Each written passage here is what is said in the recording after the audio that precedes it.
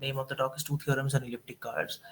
And before I begin, I'll mention that mention something about the structure of this talk. So this is about two very important theorems on elliptic curves. The talk will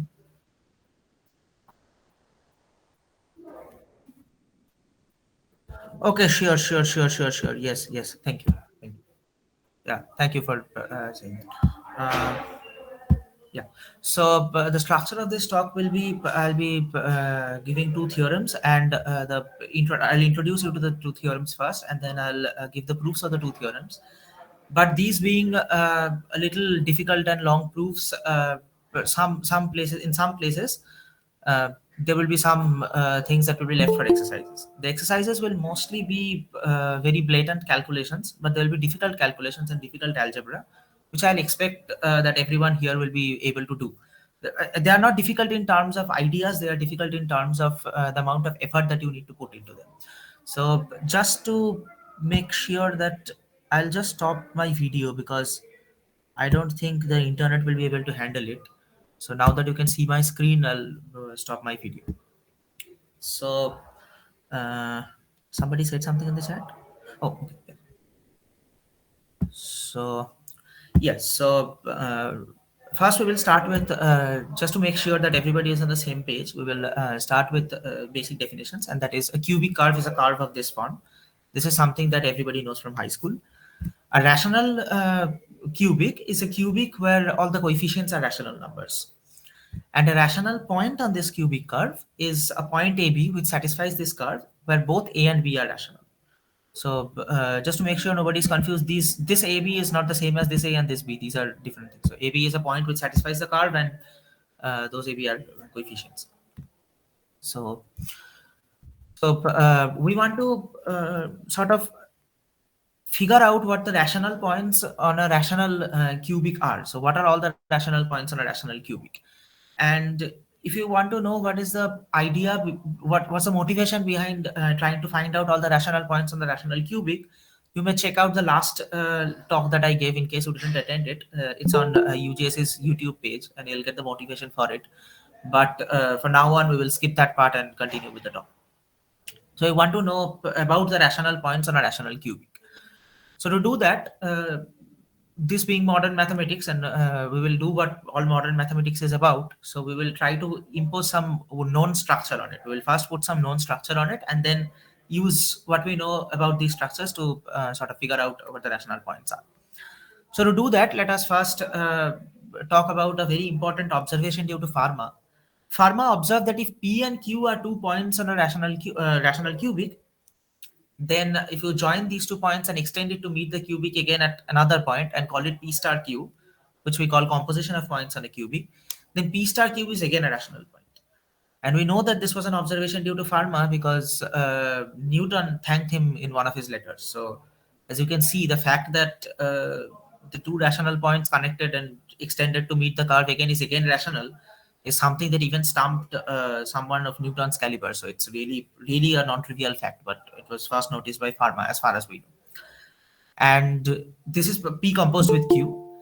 And what is P composed with P? P composed with P is you join P and P and then extend it, which is the same as saying you draw a tangent at P. Or it's maybe not same as saying, but it's okay. So we draw a tangent at P and let it meet the curve again at P star P. This is how we define composition. But what we technically want to do is to have a group structure on this cubic. And composition is not enough to have a group structure, which will become clear very soon. So instead of defining composition, we will define addition of 2 points. So once we have composition, now our curve comes with a fixed point O. We have chosen a point O, and we define addition to be P star O star P star Q, which is first you have P star Q, and then you join it with O, you extend it to meet the curve again, and you define that point to be P plus Q.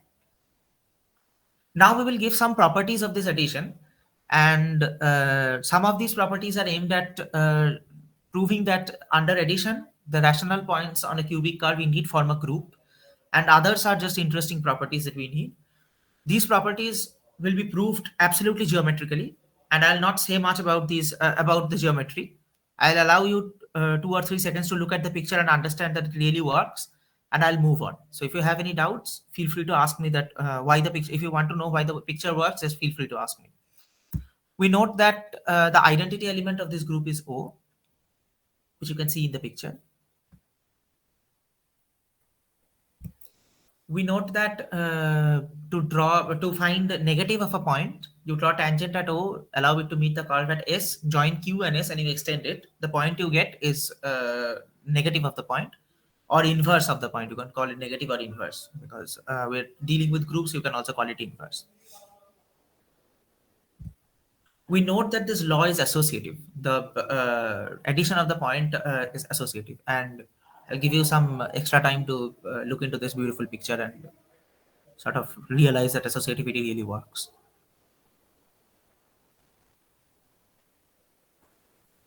Okay, so while you are having a look at this picture, I'll mention that pictures aren't enough, and to go further, we need to have explicit formulas. But before we have explicit formulas, I'll quickly mention something, that the choice of the point O is not there's nothing special about which O you choose, because if you define a different rational point O prime to be your identity element, if you want that to be your identity element, the two groups that you get are isomorphic, and they are isomorphic through this isomorphism that we have given. So if you define plus to be P plus Q minus nu plus to be P plus Q minus O prime, then P maps to P plus O prime is an isomorphism. So it really doesn't depend on which O you choose. You can choose any O and continue working with it. Okay, now that it's clear, the geometry is clear, we give explicit formulas. But before explicit formulas, we will briefly mention that any cubic we use this term birationally equivalent to a cubic of the type y squared equal to x cubed plus ax squared plus bx plus c. And what exactly we mean by birationally equivalent is that given any cubic of the form that we have discussed earlier, there is a cubic of this form, which is called a cubic in Weierstrass normal form, such that knowing the rational points on this cubic gives you all information about rational points on the original cubic. So once you get this, and I'll not prove this, this proof is in the first reference that I'll show at the end of the talk.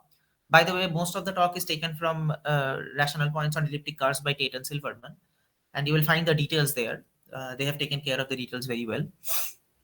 And so what we want to do is, given any cubic, we want to find its birational equivalent cubic in Weierstrass normal form, and then we will deal with this, because this cubic is easier to deal with. We will show how.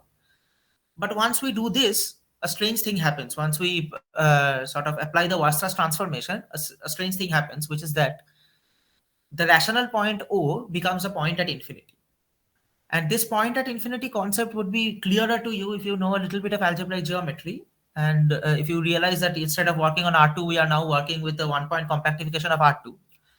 But instead of going into all these, we will just mention that we are working on R2 and we have a strange point at infinity. And how does this point at infinity behave? We will mention how this point at infinity behaves.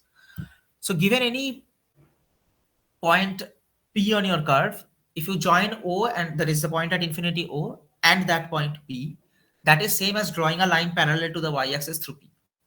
But since a Weierstrass cubic is symmetric about the y-axis, now addition is just finding P star Q, which is the composition of P and Q, and reflecting it about the y-axis. So that's all addition is about now. Now addition is even easier. How do you find the negative? Just draw a line parallel to the y-axis. So the negative of xy on a Weierstrass cubic is the same as negative of is x comma minus y. So just reflecting it. So as you can understand, from now on we will continue working on Weierstrass cubics only, and all the formulas that we will derive are about Weierstrass cubics. So we will look at explicit formulas. Of course, I'll not calculate these in the slides. These are just a matter of writing down the coordinates and doing the algebra and arriving at the equations. It's that simple, really. So if P1, P2 are x1, y1 and x2, y2, and if you define P1 star P2 to be x3, y3, and P1 plus P2 automatically becomes x3 comma minus y3. So we have these formulas, which says x3 is of this form and y3 is of this form, where lambda and nu are these. But this is about P1 plus P2. Now we will mention one formula that we will use repeatedly throughout the talk, which is called the duplication formula, and which states that if P is xy, then the x coordinate of 2p, remember 2p and p plus q are a little bit different. in the sense that in P1 plus P2, you are joining a line through P1 and P2.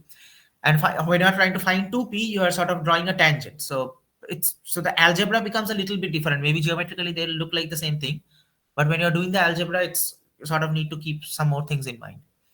So the x coordinate of 2P, turns out that 2P, the figuring out the point 2P is quite difficult, but the x coordinate has this form. So this is called the duplication formula. And the duplication formula is not only essential for this talk, but it's also used in other parts. So there are things in chaos theory which sort of applies this duplication formula again and again, and something chaotic comes out of it. Of course, we'll not go into that, but this is the duplication formula. And once these formulas are given, now we will go into the main part of the talk, which is of course two theorems and elliptic curves. And we will go into the first theorem, which is called the Nagell-Lutz theorem. This theorem was given by Nagell and Lutz independently at almost around the same time. So first we will just mention the theorem. We will go through the theorem and figure out what are the things that we don't know about this theorem. So it says that given a cubic in Weierstrass form, and the cubic is non-singular, and it has integer coefficients ABC, and if D is the discriminant, where D is defined to be this thing, where this thing is defined to be D, if P is a rational point of finite order, then P has to be an integer point, and the y coordinate is either 0 or it divides D. Now we will first figure out what are the things that we don't know in this theorem. So the first thing is, what is a non-singular cubic? The next thing is, why did we suddenly shift into integer coordinates from rational integer coefficients from rational coefficients? The third thing is, you may ask, where did the D come from? So this expression, we have defined a D, but where did this expression come from? The next thing that you may ask is that, what do we mean by a rational point of finite order? So we will answer all these questions one by one. But before that, we must have a look at the structure of the theorem. What does the theorem say? Basically, the theorem says that given a rational point, which is a finite order, that is, if it satisfies a certain property, then we immediately know that it's an integer point. And not only do we know that, we also know that there are very few choices for y. So it's very, once you know it's an integer point and y, so y is either 0 or y divides D. So there are very few cases you need to check to figure y out. So first we sort of clear this confusion that if y squared equal to x cubed plus ax squared plus bx plus c, and if you substitute capital X to be this and capital Y to be this, you get a cubic of this form. And by choosing D large enough, you can clear any denominators you want in A, B, and C. So from now on, we will assume that the cubic is an integer cubic. As you can see, these two are equivalent. Assuming a cubic to be integer and rational are equivalent. So from now on, we will assume that the cubic is an integer cubic. The next question is, what are points of finite order? Well, a point of order M is defined as MP, which is the sum of PM times, which is the identity O. And something I forgot to mention when I was discussing about the kind of talk. So I'll mention a couple of theorems here and there and leave them as exercises. Maybe not all of that theorem will be essential for the talk, but we will see. Maybe there will be some theorems, a part of which will not be needed in the talk. But they are very beautiful properties, and that's why I sort of try to mention them. So we will mention three properties about points of finite order. Property one is that if C is a non-singular cubic curve, we have still not mentioned what non-singular is, and we will soon do. Then property A says that a point has order 2 if and only if its y coordinate is 0. The proof of this theorem, this part is extremely simple. It just says that if P is a point of order 2, then 2P equal to O, which means P equal to minus P, which means xy equal to x minus y, which means y equal to 0. It's that simple. The second point says that the curve C has exactly 4 points of order dividing 2, and these 4 points form a group that is a product of two cyclic groups of order 2. This is also kind of similar to the proof of this is also kind of similar to the first one, but I'll not go into the proof of this. And third one says that if P has order 3, then x has to be a root of this polynomial. The proof of all these point 2 and 3 are almost similar to proof of point 1, which I have proved right now. So these three theorems, these 3 points I'll not prove. This I'll leave as an exercise. I will, however, mention what a non-singular cubic curve is. Non-singular means that y squared equal to fx is called a non-singular cubic if fx does not have a double root, which is also the same as saying that fx and f prime x do not share a common root. Why do we need this? Because if fx is a double root, then the geometry, if you look at the card geometrically, you will realize that having a double root means that there is an isolated point. And isolated, elliptic curves with isolated points are much less well behaved than elliptic curves without isolated points. So we really need this. Not all properties hold if we do not have a non-singular curve. So from now on, we will mostly assume all curves are non-singular. So we will only work with non-singular cubics instead of non-singular cubics in worst first normal form instead of general cubic. So the next point that you may ask is where did the D come from? Where did the discriminant come from? The discriminant is if you give this equation and sort of write down the complex roots of this equation, and if you remember the expression that of discriminant that we discussed in the theorem, you will realize that the expression for that discriminant is basically alpha 1 minus alpha 2 square into alpha 2 minus alpha 3 square into alpha 3 minus alpha 1 square, which is saying that you take the difference of the roots and square them and multiply them, you get that expression. That's how discriminant is defined, and that's where discriminant comes from. However, we won't need where the discriminant really comes from. What we will need mostly is that D can be written in this form. Well, we will not really need this. What we will need is that there are polynomials Rx and Sx with integer coefficients such that D can be written as Rx times Fx plus Sx times F prime x. That's the main thing that we will need about the discriminant. I will briefly mention that we were quite lucky that D had this form in this case. We may look quite lucky that D had this strange form in this case, but there is a theorem in theory of polynomials which says that if you are given any polynomial of order n, in this case we had a polynomial of order 3, but given any polynomial of order n, the discriminant of that polynomial lies in the ideal generated by f and f prime. So the fact that this happened is not anything unique to the given f, but it will hold for any polynomial of any order. But of course, we will not need much of that. So yeah, so this is the property that we will need.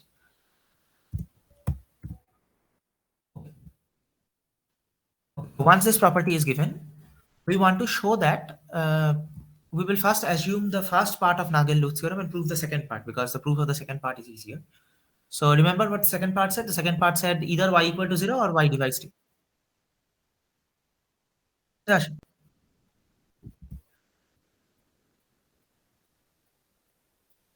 Yeah, of course. These are essential assumptions. So if y not equal to 0, then y divides d. This is what we want to prove. So to do that, let us just give me a moment. Okay, I think something is wrong with the slides. They are not working properly. Okay, are the slides visible? Okay. So first we note a very basic fact that if P is a point of finite order, then so must be 2P. 2P is also a point of finite order. And then we note that if P and 2P are both points of finite order, and we have assumed the first part of Nagell-Lutz theorem, which we will soon prove, then P and 2P must be integer points. So the fact that 2P is an integer point not just follows from the first part of the Nagell-Lutz theorem, it also follows from the fact that 2P is not O. Like either 2P is O or it has to be an integer point. But 2P is not O because y is not 0.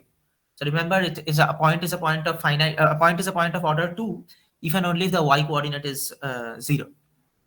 So since we have assumed y not equal to 0, 2P not equal to O. So both P and 2P are finite points of finite. Integer points. They are points of finite order and hence integer points. Now we want to prove y divides d. But to do that, we already know y square equal to fx. So y divides fx. So it is enough to show that y divides f prime. But showing y divides f prime, here's the first time you see the power of the duplication formula. The proof of y divides f prime immediately follows from the duplication formula. And you will need to check that the duplication formula is equivalent to what we have written here. And I'll leave checking that as an exercise. And that is 2x plus x equal to lambda square minus a, where lambda is f prime x by 2y. But from the first equation, we have lambda is an integer. Using that in the second equation, we immediately have y divides f prime x. This completes the proof of the second part. So now we will go to the first part. The first part basically says that rational points of finite order are integer points. So we want to prove this, that rational points of finite order are integer points have integer coordinates. And to do this, I'll mention that the technique that we are using is really a very cool technique. And the technique is that we should first note that given any rational number, if you want to show that the rational number is an integer, a very cool way of doing it is to show that given any prime p does not divide the denominator of that rational number. So that's the technique that we'll be using. Given any point xy of finite order, we want to show that given any p, it does not divide the denominator of x and it does not divide the denominator of y, which means that the denominators have to be 1, which means that they have to be integer points. Sorry, I did I say given a rational number p does not divide the rational number? I mean, okay, so what I wanted to say was given a rational number, p does not divide the denominator of that rational number. Given any p does not divide the denominator of that rational number. So to do that, we define the order of a rational number as given any rational, you sort of, and given any prime p, you take out as many powers of p as possible from the numerator and the denominator until you are left with an expression of the form m by n into p to the nu, where m and n are not divisible by p. So given any rational number, we define the order of the rational number to be nu. I should mention here that this order of the given rational number really depends on your given prime p. So it would have been more sort of nice to write a p in the subscript of this order. But this is something that we will repeatedly use, and that in this proof, we have arbitrarily chosen an xy and fixed it. We have arbitrarily chosen a p and fixed it. And our goal is to show that this p does not divide the denominator of x and the denominator of y. So everything that we will be defining from now on is with respect to this p and this x comma y. They were arbitrarily chosen, but now they are fixed. So given any rational point xy on C, we denote x to be m by n p to the mu and y to be u by w p to the sigma, where mu and sigma are the highest powers of p taken out from m and u and w. Plugging this into the equation and doing a lot of algebra, we will be able to see, and doing some divisibility, we will be able to see that mu and sigma have this form. There will be a nu such that mu is 2 nu and sigma is 3 nu. So mu and sigma has to take this form. But this immediately motivates us to define something else, which is that we define the set Cp to the nu to be all xy belongs to Cq, such that order of x is less than equal minus 2 nu and order of y is less than equal minus 3 nu. Union and for technical reasons, which we will soon realize, this set is not enough. We need to put our identity element, the point at infinity, also with this group. Before going into this, I should also mention that our goal is to show that mu has to be, so once we have this form, the order, our goal is to show that show which values this nu can take, because we want to show that p does not divide n. So p does not divide the denominator. So as you can guess, what we are trying to do, we're trying to find out what are the values that nu can take. So we clearly have the inclusion that the rational point CQ is the set of rational points on C, of course, contains CP, which contains CP square and so on. So we immediately have this chain of inclusions. And as you might have realized by now, the goal is to show that xy does not belong to CP. So this is our goal now. We want to show that xy does not belong to CP. But to do that, we need to prove an important proposition. So this is the proposition which states that let P be a prime. Of course, the P is the prime that we have just fixed. And R is the ring of rational numbers such that P does not divide the denominator of that rational number. The fact that it is a ring is a standard exercise in ring theory. If you have ever taken a course in ring theory, you must have solved this. And Cp to the nu is the set of rational points xy on our curve for which x has a denominator. So Cp to the nu is the same stuff that we have just defined. For this, Cp consists of all points xy for which the denominator of x or y is divisible by p, which is pretty much clear from the definition. We have just mentioned it once. For every nu greater than equal 1, Cp to the nu is a subgroup of the group of rational points. And third one is that there is a map. There exists an injective homomorphism from Cp to the nu mod Cp to the 3 nu to p to the nu r mod p to the 3 nu r. And the homomorphism is given by x comma y goes to x by y. And the proof of this proposition is quite detailed. And this is really the first hard exercise that I will be giving. So what I'll do is I'll only discuss the important ideas needed to prove this, and I'll leave the tiresome part as an exercise. So to go into the proof, we first have to move the point at infinity to a finite place, and we do so by letting t equal to x by y and s equal to 1 by y, and we plug this into our original equation to get a new cubic of the form mentioned. This cubic lies in the TS plane, and we have two views of the cubic, one cubic lying in the xy plane and the other one lying in the TS plane. And as you might have noticed already that doing this transformation pulled the point at infinity to the origin. So the point that was at infinity till now is now pulled to the origin. So now that we have pulled this point to the origin, we will observe a very important fact, which is that straight lines are mapped into straight lines. Which is to say that if you have a straight line in the xy plane, then the corresponding corresponding image it has in TS plane is again a straight line. But this is a very important fact. Once we know that straight lines are mapped to straight lines under the transformation we have just discussed, this means that the curve that we have in the TS plane, we can add points on this curve in the same way as we have done in the xy plane, simply because straight lines are mapped to straight lines. And just to recall that the point at infinity is now at the origin. So adding points now takes this form. So now adding points is of this form. So now we go into the proof, and that R was the set of rational points whose denominator were indivisible by P. But that means R can also be written as the set of all rationals such that order of alpha is greater than equal 0, with the convention that order of 0 is infinity. This R that we have just discussed, we can check that this R has a lot of nice properties. 3 of them being that it has unique factorization, the ideal generated by P is the only maximal ideal, and that the units in R are rationals of order 0.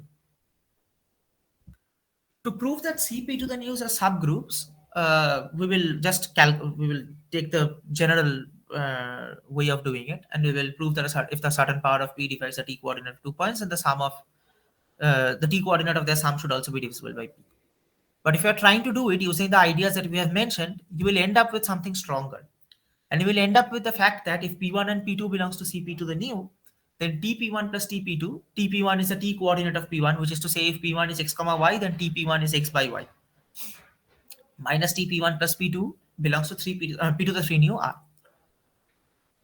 But this also means that this can be written in the as this congruence, which says that the T coordinate of P1 plus P2 is equivalent to the T coordinate of P1 plus T coordinate of P2 modulo P to the 3 new R. But here's something very important. This addition is the addition of points on your elliptic curve. And this addition is the addition of rational numbers. Whenever we have an equation of this form, an equation which equates addition of one kind to addition of other, we know that a homomorphism is about to come.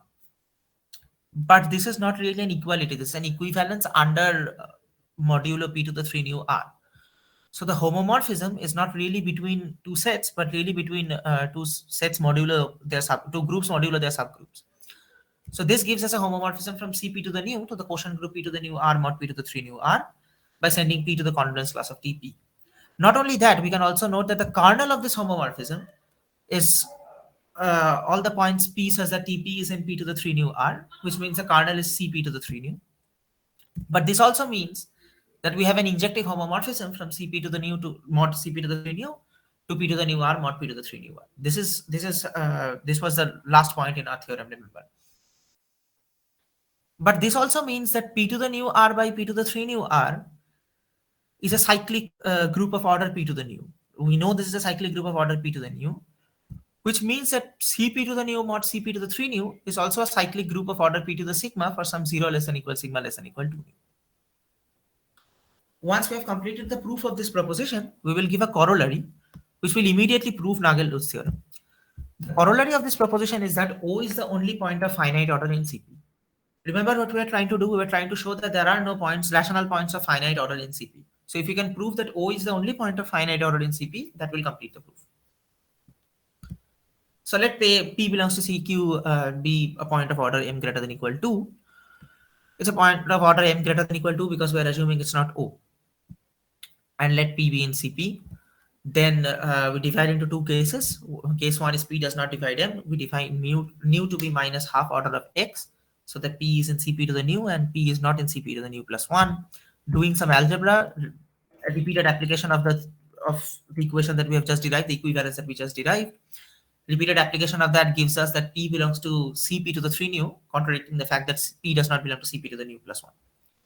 Case 2, where P divides M, can be tackled exactly in the same way as we have tackled the first case. Once we realize that we can write M as in the form M equal to Pn, define P prime equal to Np, and then we can proceed with similarly as above with P prime, defining with the point P prime instead of P. So this completes the proof of the corollary, and hence completes the proof of Nagell-Lutz theorem. So now we go to the second part of the talk, which is the second theorem on elliptic curve, and which is the Mordell's theorem. So just like before, we will first state the Mordell's theorem, and then we will look into discussing the things written in Mordell's theorem. Mordell's theorem is really a very short theorem, and that the group of rational points is finitely generated. That's all Mordell's theorem says. That if you have a cubic curve in Weierstrass normal form and it's non-singular, then the group of rational points is finitely generated. And if you don't know what finitely generated means, it basically means that there is a set of elements, a finite set of elements, such that given any element in the group, it can be expressed as an addition of elements from that finite subset of that group. So we want to show that this is finitely generated. And to show this, our ideas will be, first we will define height of a rational number and height of a point, which will soon become clear why we are doing it. And then we will state 4 lemmas in the order of how difficult they are to prove. Lemma 1 will be very simple. Lemma 2 and 3 will be a little non-trivial, and lemma 4 will be quite a difficult one. So lemma 4 is really the only difficult part of this talk. And in case the proofs look a little bit unmotivated, I would very briefly mention that there's a theorem in elliptic curves which says that any elliptic curve is isomorphic to a complex torus. And once we have that theorem, we can work on the complex torus instead of working on the elliptic curve, and then these things, the motivation of these things become more clear. So that's all we will do. We will not go into that theorem. We will continue with the proof of what we have here using only elliptic curves. Okay, so first we define the height of a rational number. The height of a rational number x is given by the maximum of mod m and mod n, where x is m by n, the rational number x is m by n, and the maximum of mod m and mod n. So you can sort of think of it as how much space the rational number occupies. So the height of x is how much space it requires for you to write the rational number down. And given a point P on xy, point P on a cubic curve, we define height of P to be the height of x. That is height of the x coordinate. And we define small h of P to be log of height of P. We note that small h of P is always a non-negative real number. So this is all the introduction we need. And now we will go into the 4 lemmas that we said we would mention. Lemma 1 says that this set, the set of all P in CQ, says that h of P is less than equal M, is a finite set. The proof of this theorem is very simple. We will not write the proof down. We will just briefly mention it. And that is, if small h of P is less than equal M, that is small h of P is finite. This means capital H of P is finite. Remember what capital H was?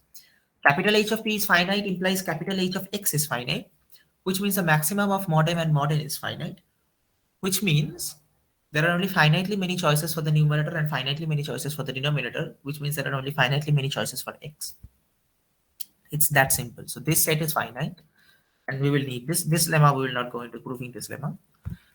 The second lemma says that if P0 is a fixed point on a fixed rational point on C, then there is a constant kappa naught such that the height of P plus P0 is less than equal to h of P plus kappa naught.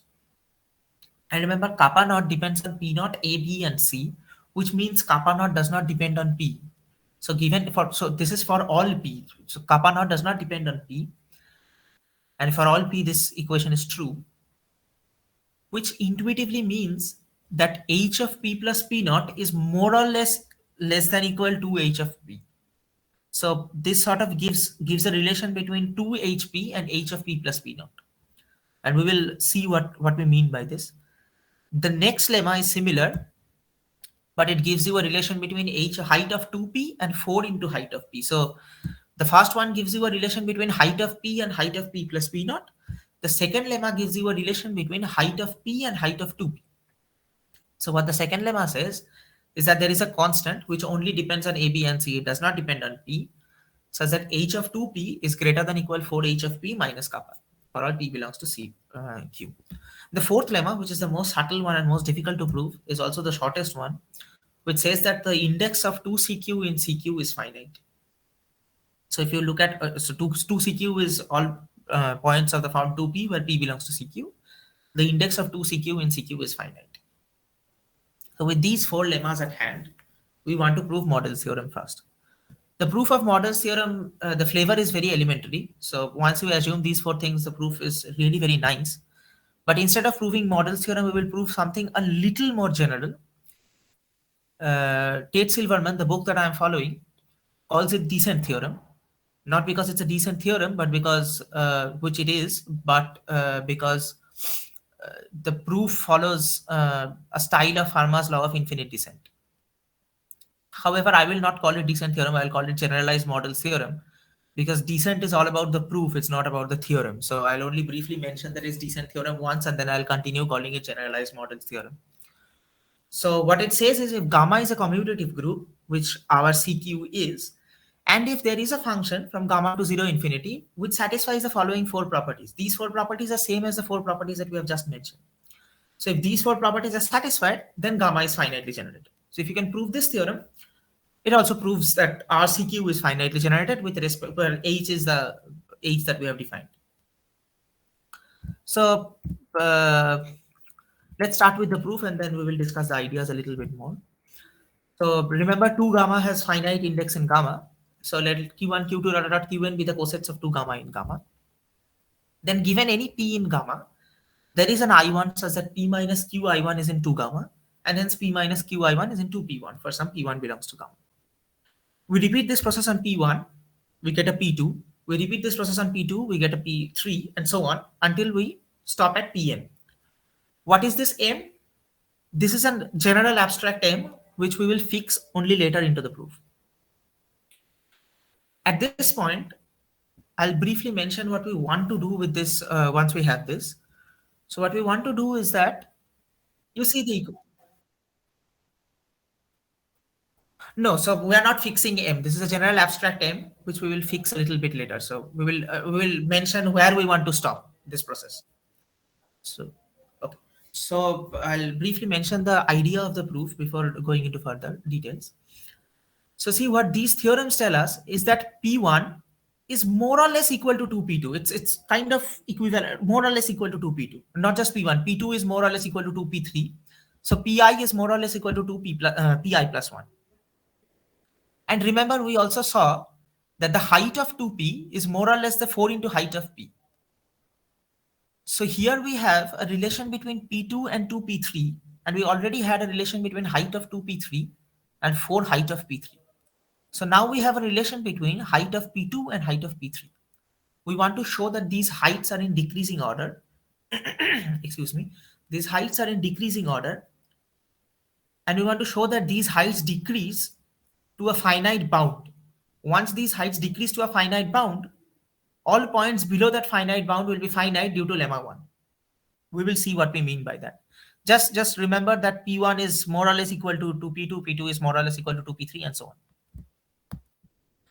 From the first equation, we have P equal to QI1 plus 2P1, which we substitute in the second equation to get this, and we continue this process to have this. Remember, M was an abstract M that we haven't fixed so far. So P, so given any point P, it takes this form, and this form depends on QI1, QI2, QIM, and PM. So once we have this, and we have already discussed one idea before, what we want to do, just make sure that you understand this. So this equation depends on QI1 through QIM, and there's one term which is PM. So if we can show that fixing a suitable M makes PM less than a bound that we want to, then we will be able to show that all the finite elements that are below that bound union all the cosets, which are q1 q2 dot qm, which we said all the cosets of 2 gamma in gamma web, will precisely be the points which will generate P. So that is what we will try to do. We will try to show that PM after choosing M large enough, we can make PM to be small enough. That's what we want to do. Height of PM to be small enough. So applying lemma 2, B is lemma 2 on Qi, we have that H of P minus Qi is less than equal to HP plus kappa I. And remember, kappa I didn't depend on P. It depends on Qi. It doesn't depend on P. So by choosing K prime to be maximum of all through 1 to n of all I, we have a kappa prime for which H of P minus Qi is less than equal to HP plus kappa prime for all for all P in gamma and all I in 1 through n. And so we have this. So we have one bound here, and we have another bound kappa from C. So C is lemma 3. So let kappa be from lemma 3, which we just discussed. And we have 4h of pj is less than equal h of 2pj plus kappa. This was lemma 3, by the way. And here we substitute what we got in the first part of the proof, which is that 2pj is pj minus 1 minus qij. And so this is hpj minus 1 minus qij plus kappa. And now we apply this thing that we just got. So this thing, now we apply this and we turn it into this. Okay. Once we have this, we realize that this can be rewritten into this form. H of pj is less than equal 3 by 4 h of pj minus 1 minus 1 by 4 h pj minus 1 minus kappa plus kappa prime. So we need to note that if h of pj minus 1 minus kappa plus kappa prime, if this term is positive, just look at this left-hand side, just look at this left-hand side and this right-hand side. So if we can show that this term is positive, if this term is positive, then of course we can say that this is greater than equal this. So that's exactly what we have mentioned in the next slide. That is, if h of pj minus 1 is greater than equal kappa prime plus kappa, then h of pj is less than equal 3 by 4 h pj minus 1. So if that is true, then we are already done. If that is not true, I mean, we want to show that h of pm is less than equal kappa plus kappa prime. I'm really sorry. We want to show that h of pm is less than equal kappa plus kappa prime for some m. So if that is true, we are already done, because the number of elements, number of pm says that h of pm is less than equal kappa plus kappa prime is finite because of lemma 1. But if it's greater than kappa plus kappa prime, then it keeps on falling. So you have some height, the next one will have height less than equal 3/4 of the first one. The next one will have height less than equal 3/4 of the next to next one. The next one will have height less than 3/4 of the next to next one.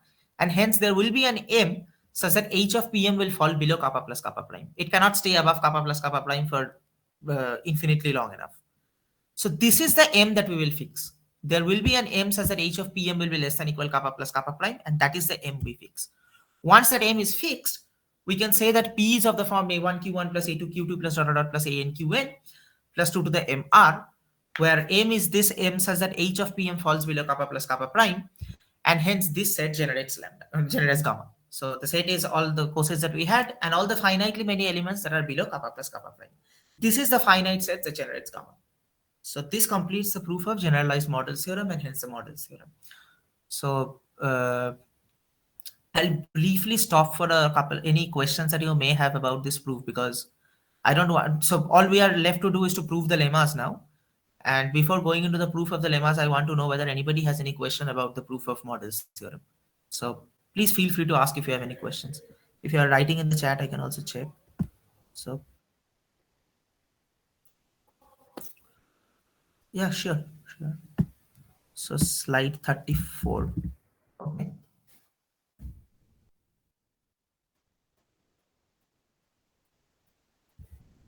This is lemma 3. No, this is lemma 3. This is precisely lemma 3. If kappa is from lemma 3, this is precisely lemma 3. Okay. And anybody else who may have any question?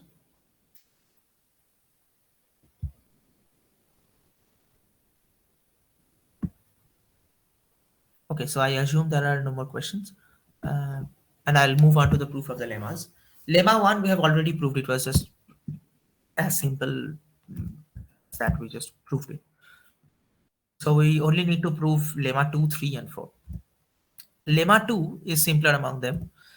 And lemma 2 is really all about calculating something, which is that we first note that if p equal to x comma y is a rational point, then xy can be written in the form m by e square and y equal to n by e cube. So this can be checked using what we have derived before when we were doing Nagell-Lutz theorem. We said that if p to the nu divides, so mu takes the form 2 nu and sigma takes the form 3 nu. You can use that to prove it, or you can also just put m by n into the take x to be m by n and y to be u by w, put it into the equation and see that they take this form. So you can do anything you want. But really, from that, what we have already derived, it becomes very clear. So x and y has to take this form. You can prove it. Once you know that x and y takes this form, we assume p to be a point m by e square n by e cube, and hence the height of p is both greater than equal mod m and greater than equal e square, because height of p is height of m by e square, which is the maximum of mod m and mod e square, which means the height of p is greater than equal mod m and it is greater than equal e square. But once we have this, we can also show, this is another exercise, not very difficult, that mod n is less than equal k h p to the 3 by 2, where k is root over 1 plus mod a plus mod b plus mod c. Doing a little bit of algebra, it becomes clear that putting k mod n is. So what we really need is that mod n is less than equal a constant times hp to the power of 3 by 2. So this is something that I'll mention for only once. So remember what we want to show. We want to prove lemma 2, which says that there is for all points there is a bound. So note that if we want to show that for all points some bound holds true, then it is enough to show that it holds for all points except a finite set. And in this case, this idea we will again use in proof of lemma 3. In this case, we will delete these 3 points from our set. So if a bound holds for all points except these 3, we can just take the maximum of the bounds for these 3 alone and then take the maximum over the whole set. So that will give us another bound. So we discard these 3 points for a very specific reason. And that if we didn't discard these, then p plus p naught, when we are trying to calculate p plus p naught, we would either run into p minus p naught, which is O, or we would run into p plus O, or we would run into 2p naught, which again doesn't satisfy the same properties that p plus p naught satisfies. So we would have to use a duplication formula again, but we don't care. We delete the finitely many number of points, and then we take the maximum on everything else that's left. So let p plus p naught be of the form zeta comma xi comma eta, and if you plug this into the equation, into the equations that we have derived, the explicit formulas and the equation of the curve, you will see that xi takes this form, which we have written here. So it takes the form ay plus bx squared plus cx plus d by ex squared plus fx plus g. And hence, it also takes the form a and e. So putting y equal to m by x equal to m by e square and y equal to n by e cube, xi also takes this form, which means h of xi is less than equal maximum of this and this, because that's how height was defined. Which means if we define kappa naught to be log of maximum of this, then lemma 1 holds true for this specific kappa naught. What I want to say, and we should mention once, is that note that kappa naught does not depend on your p. It only depends on ABC, the curve, the ABC from the curve, and your p naught. So it doesn't depend on the p that you have given. So this proves lemma 2. So as you can see, lemma 2 was really just writing stuff down properly and doing some algebra. Lemma 3 is a little bit difficult, but in lemma 3, we will mention a proposition that we will not prove, and we will move on. And that is, for lemma 3, let p equal to xy and 2p equal to xi eta, which is not O. We make this assumption. Using duplication formula, we again have to return to duplication formula. So it's inseparable from elliptic curves. So using the duplication formula, we get this form, which says that xi is of the form f prime x square minus 8x plus 4afx by 4fx, which means xi is of the form a polynomial by a polynomial, such that the polynomial in the numerator has degree 4 and the polynomial in the denominator has degree 3. So we have hp equal to hx, of course, and h2p equal to hxi, all we need to show is that h psi is less than equal 4hx minus kappa. But this is very clear from a proposition we will mention, and we will not prove this proposition because it's about rational numbers and integers, and rational numbers and height of rational numbers has nothing to do with elliptic curves. So we will not prove this proposition here. So it follows from this lemma, and that if phi x and psi x are polynomials with integer coefficients with no common complex roots, we will just briefly check that our xi really satisfies it, and that this and this doesn't have any common complex roots. Remember, f and f prime didn't share any common root. We are working with a non-singular cubic. So f prime and f doesn't share any common root, which means the polynomial above and the polynomial below doesn't share any common roots.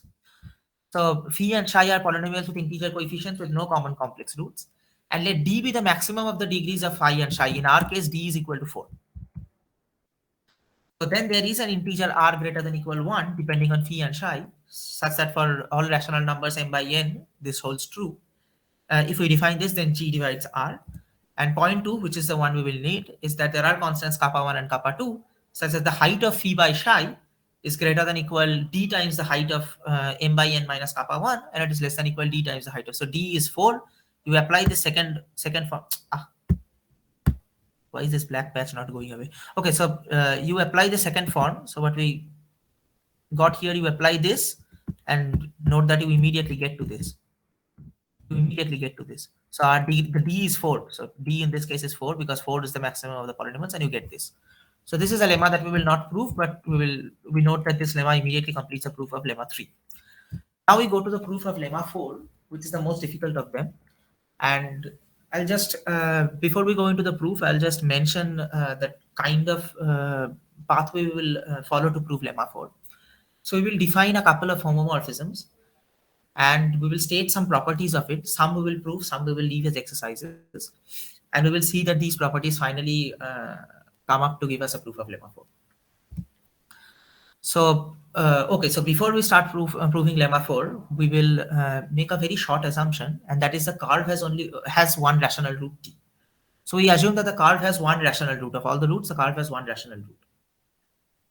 It is true that even if the curve doesn't have one rational root, it follows Mordell's theorem, and lemma 4 can be proved. But instead of working on rational numbers, if it has, anybody wants to say anything? Hello? I think someone's mic is on. Anybody wants to say anything? Okay, let me return to the topic. So, okay. So, if we assume that the curve has, if we do not assume that the curve has one rational root, it has one root, right? It has a root. So, if that root be alpha, instead of working on q, we would have to work with the extension q alpha, where everything would be similar, only that the algebra would be a little difficult. So we will make this assumption that it has one rational root t, and we will prove that, and we will work with it. So we will. This is the only extra assumption that we will make in the proof of lemma 4. But this can be imitated without having one rational root. It can be imitated with any real root and working in the extension q adjoint with that real root.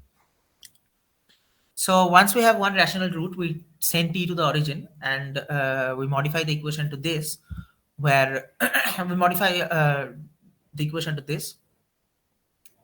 So sending t to the origin is applying the transformation which sends t to the origin and makes a polynomial this. So as you can see, 0, 0 is a solution now. So let C be the group of rational points on the curve, and C bar be the group of rational points of the curve this, where A bar and B bar are defined. Oops.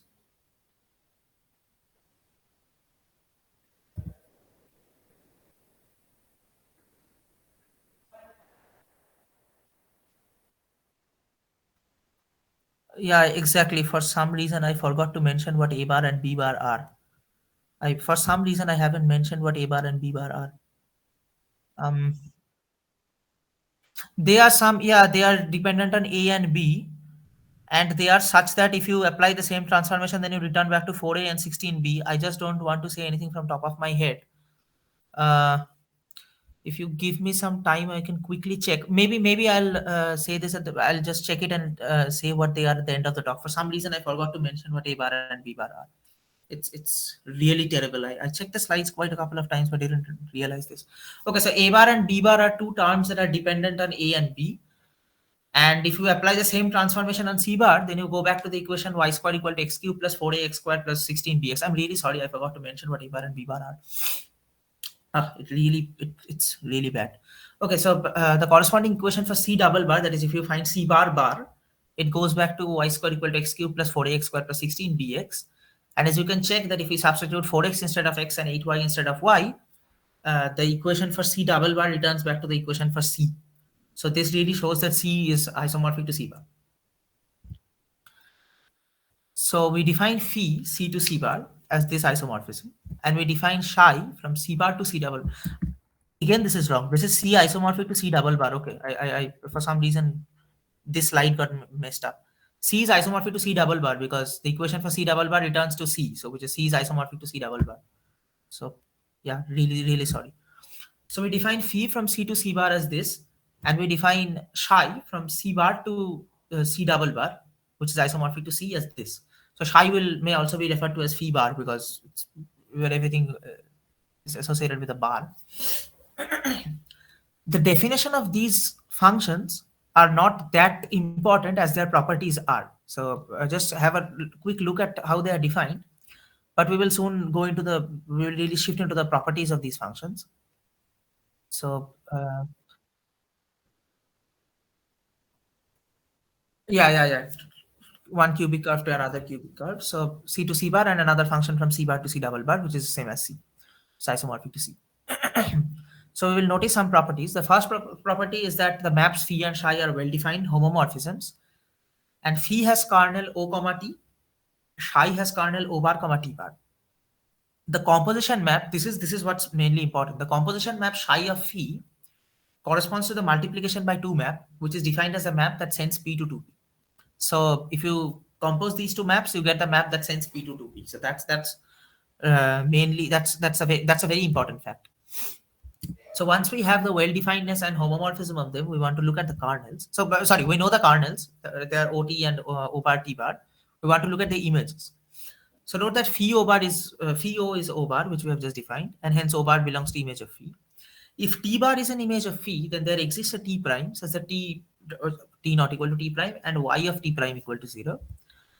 But Y equal to 0 implies x squared plus ax plus b equal to 0. These can be checked very easily. So these are very easy to check. Which means T bar is an image of phi if and only if a square minus 4b is a square. The next theorem gives us precisely gives us when this happens, when a square minus 4b is p squared. So it says that if p bar is x bar y bar in c bar, x not equal to 0, and p bar is in the image of phi, p bar is in the image of phi if and only if x bar is the square of a rational number. So the proof is very simple. The proof is really writing down and calculating stuff, which is that if p bar is an image of phi, then x bar equal to y square by x square. These all follows from the definition of the functions, how phi and psi were defined. For some xy belongs to C, and conversely, if x bar is p square, then the point that we have defined, this point, satisfies C. So the point that we have defined here, this point satisfies C. This p satisfies C. So p bar is an image of phi if and only if x bar is a square of a rational number. Now we want to show that the index of image of psi in C is finite. To do that, we will define gamma from C to q star mod q star square, and q star square is so q is all the rational numbers, q star is all rational numbers minus 0, and q star square is all rational numbers, all square rational numbers, so all numbers that are squares of rational numbers. And we define gamma from C to q star mod q star square as follows. So gamma p will be 1 mod q star square if p is O. Gamma p will be b mod q star square if p is T. And gamma p will be x mod q star square if p equal to xy but x not equal to 0. We will prove that this gamma is homomorphism. Not only is it a homomorphism, the image of gamma is contained in the finite subset of q star mod q star square that contains all divisors of B. First of all, please make sure that you understand that the subset of q star mod q star square that contains all divisors of B is indeed a finite subset. Okay, so we move on with the proof. So note that. So before moving on with the proof, we will first briefly note that using proposition 4.2, which was the proposition before this one, we can say that the kernel of the homomorphism is image of phi. And by first isomorphism theorem, we can, now that we have proposition 3 and 4.2, we can use the first isomorphism theorem to say that C mod image of psi is isomorphic to image of gamma, and hence image of psi has finite index in C.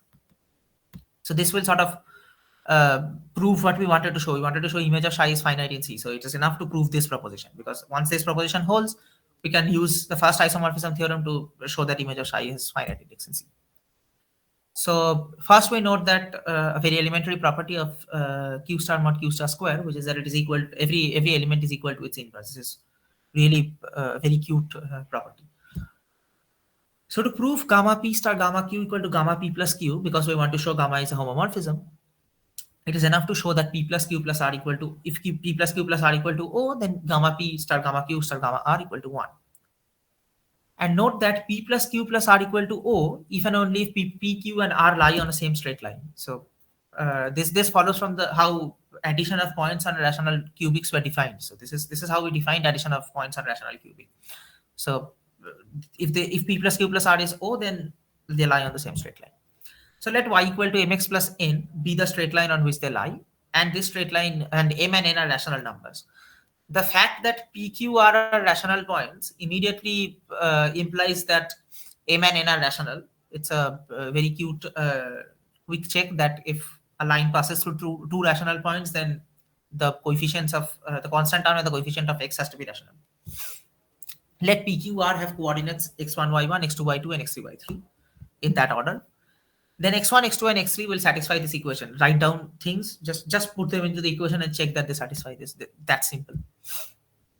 And once we have x1, x2, x3 satisfying this equation, we can say that x1, x2, x3 equal to n square with rational n was already rational. x1, x2, x3 equal to n square with rational. This completes the first part of the proof. Now, to prove the second part, we know that O and T are mapped to 1 and B respectively. From the definition of gamma, it follows that O and T are mapped to 1 and B.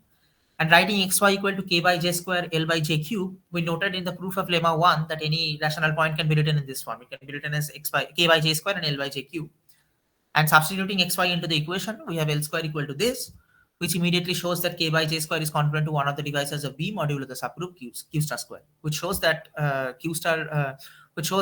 T is in the finite subset of q star mod q star square, which contains all the divisors of B.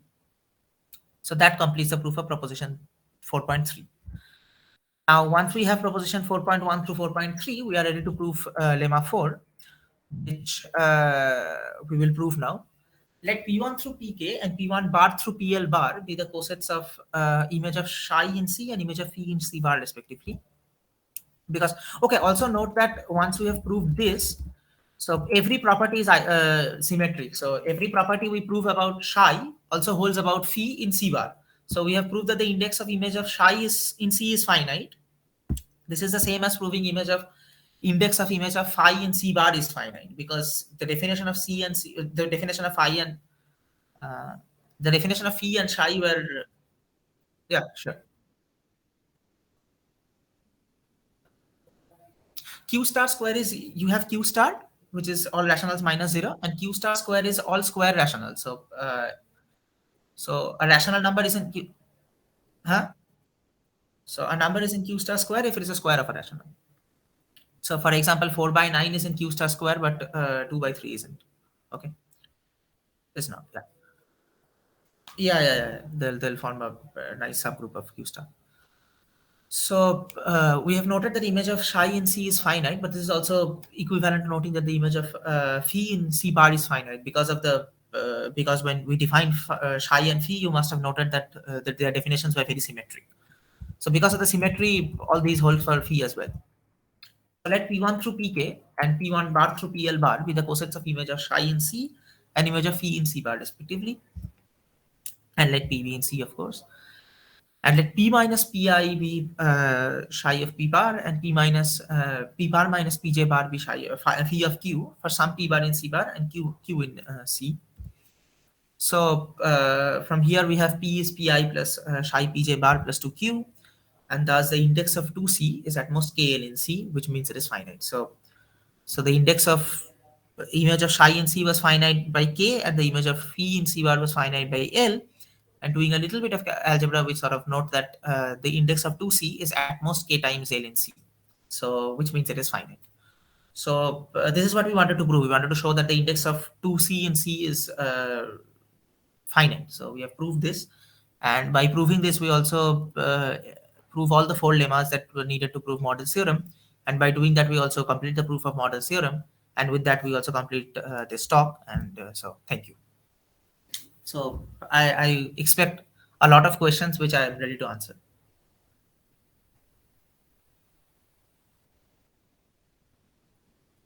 Oh yeah, sure. So mostly it was taken from the first reference, which is rational points and elliptic curves by Tate and Silverman, and the next one is elliptic curves, modular forms, and their L functions by Alfaro Lozano and Robledo. So the second one is also a very nice book, but it's a little more advanced than the first one. The first one is very readable, like any. Yeah, it's quite standard. So second one is a little non-trivial. So the second one was used mostly in the proof of lemma 4. So the proof of lemma 4, sort of, I use the second one a little bit more.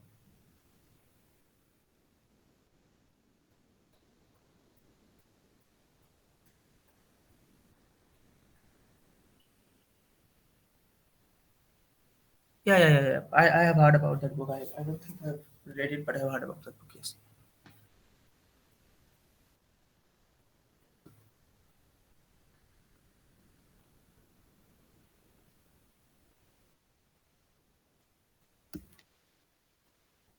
Lemma 2, sure.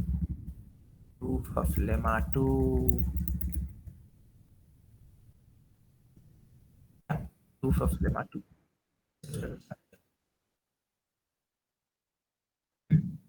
Mhm. Yeah.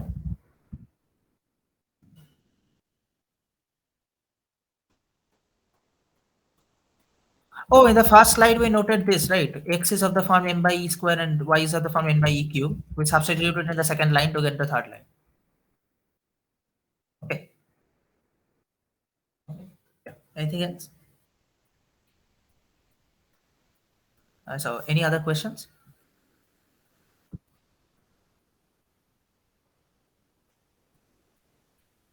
I'll sort of stop presenting now.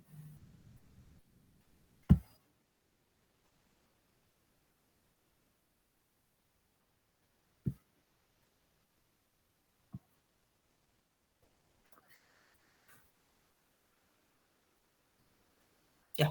Thank you, Moitro. Thank you. Thank you, Bala.